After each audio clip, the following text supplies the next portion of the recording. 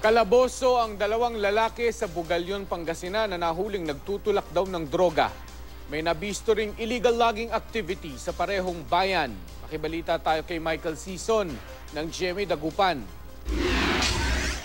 Nabisto ng pulisya sa Bugalyon, Pangasinan ng illegal logging activity sa barangay Lagit, Padilla. Nagpapatrolya raw ang mga pulis nang makita nila ang mga putol na bahagi ng hindi pa matukoy na punong kahoy. Wala naman daw silang alam na pinapayagang magsagawa ng pagtatabas ng puno sa bayan. Nakuha sa lugar ang 16 na piraso na katumbas ng 420 board feet ng punong kahoy.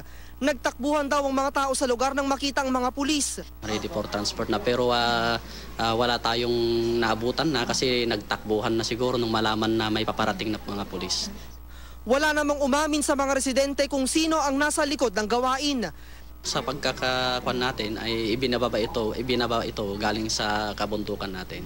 Dito rin mismo galing? Yes, ma'am. Nakatakdang i-turnover ang mga kahoy sa Provincial Environment and Natural Resources Office. Kalaboso si Milan Meneses matapos saksakin ang sariling pinsa na si Darius Meneses. Pareho silang residente ng barangay Nagilayan, Binmalay.